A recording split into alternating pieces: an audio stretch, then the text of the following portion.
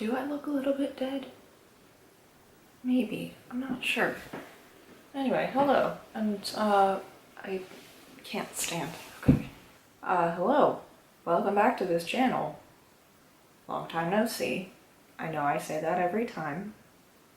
But this time might be happening for real. You know, coming back. Doing some stuff. I just started cleaning my shelves. And I thought, you know, why not do both? So this is a very small portion of my room that I rent with my own money. I mean, it's not much, and I still need to decorate it in a lot of ways because these walls are blank. But it's home. Let's clean my shelves. This is my bed, which I bought with my own money. And these are shelves that are kind of hand-me-downs from my parents. Thanks. So dirty. So I didn't realize how dusty things get just from you living around them. The stuff accumulates. So they're clean now. Wow, wasn't that quick. It's because I started before it occurred to me to film. This used to be my dishes shelf, which explains why there's this egg poacher right here. But I think I'm going to move my dishes to the shelf across here and move my books over here so that they get less sunlight and therefore less wear and tear. Yeah, also easy access because the door's over there. And when I need dishes, I come in and I have to come all the way across the room. And if my phone's in the kitchen, right here is about where my Bluetooth headphones cut out. Really random fact. But this is my life now. I just realized this could also be a sort of bookshelf tour. I have an interesting selection of books. I love books. Oh no! Mary Oliver, what happened to you? One of the things that I've been really enjoying about my adult life is that I get to read whatever I want, whenever I want, practically. And so I've been reading a lot, and it's amazing. I don't know if I mentioned this in my video from when I turned 22, but I love reading so much, and I've gotten to do so much of it.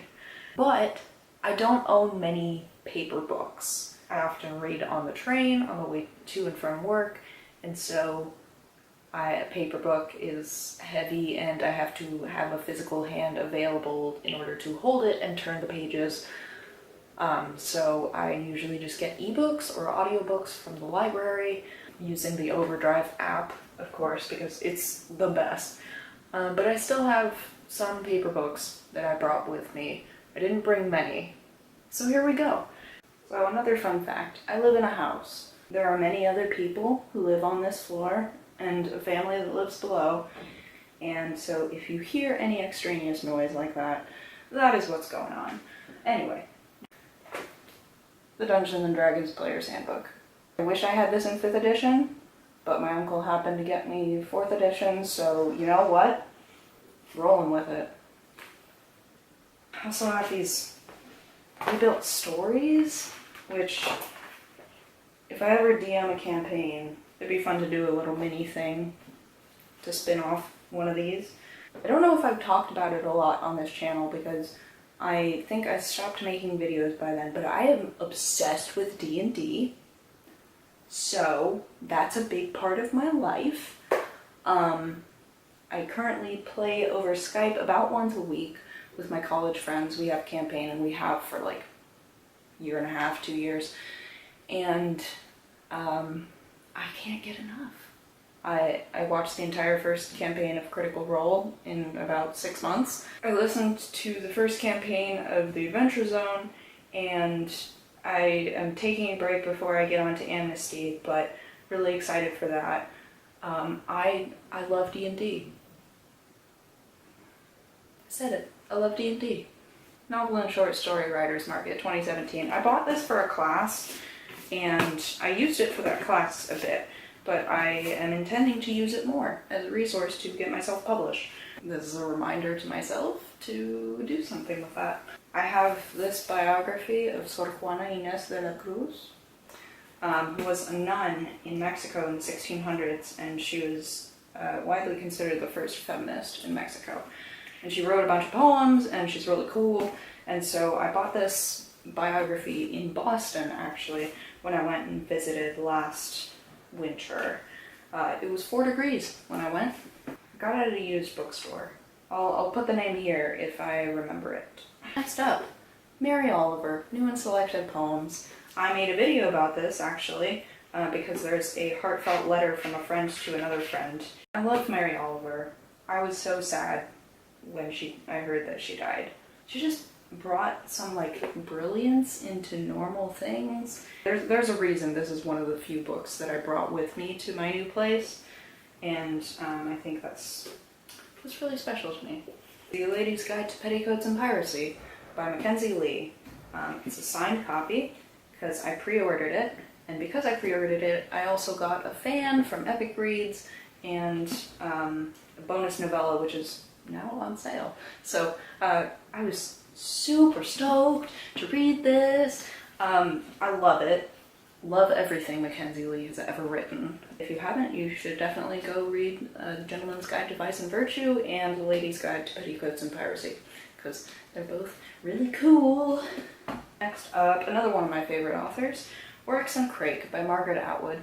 I read this entire series earlier this year, and this is the only paper copy that I have, but it's a wild ride, folks. Speculative fiction, first of all. Margaret Atwood, my dude. Like all things Margaret Atwood writes, it's freaking scary, but it's also freaking great. Alright, next book is one that I've been working on for quite a while. It's The Unabridged Journals of Sylvia Plath. I got this, I think, the summer of 2016, I want to say. Might have been 2016. And I started reading it then and making notes in it.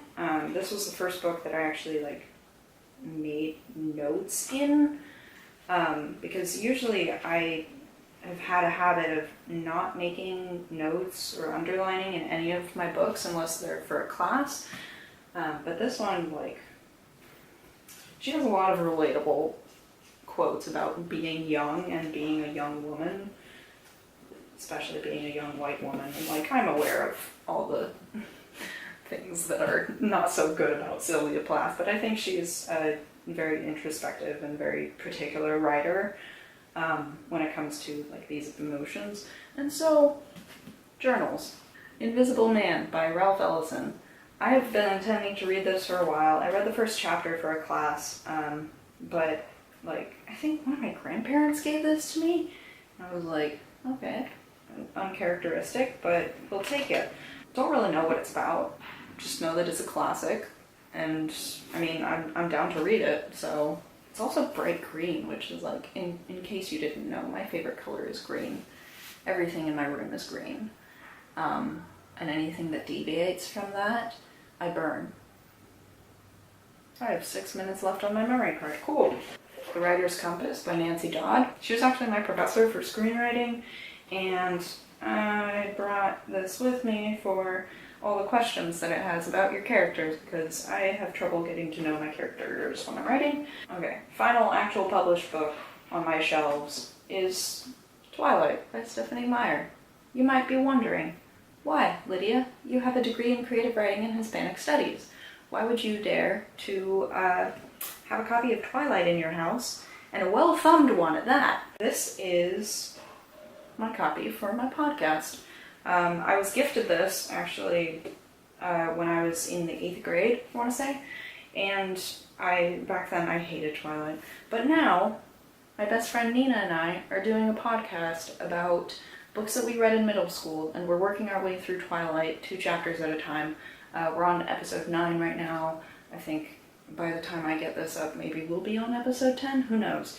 But that comes out every 2 weeks, and I will put a link in the description so you can check it out, because we have fun and we do our research, and it's really interesting looking more deeply into things like this. Then we have a buttload of diaries, because I decided to take all these with me just to put this in the public sphere. No one is to read these until I'm dead. Thanks. But yeah, everything else on my shelves is just journals and notebooks. I've got some stationery over there, and now I'm going to organize that side, but I'm not going to film that. So thank you for watching. Hopefully I will be making more videos soon about like what it is like being an adult and living the adult's life as much as you can when you're 22. But for now, I love books and D&D, and that's all you need to know about me. So that being said, I will see you hopefully soon. All right, bye.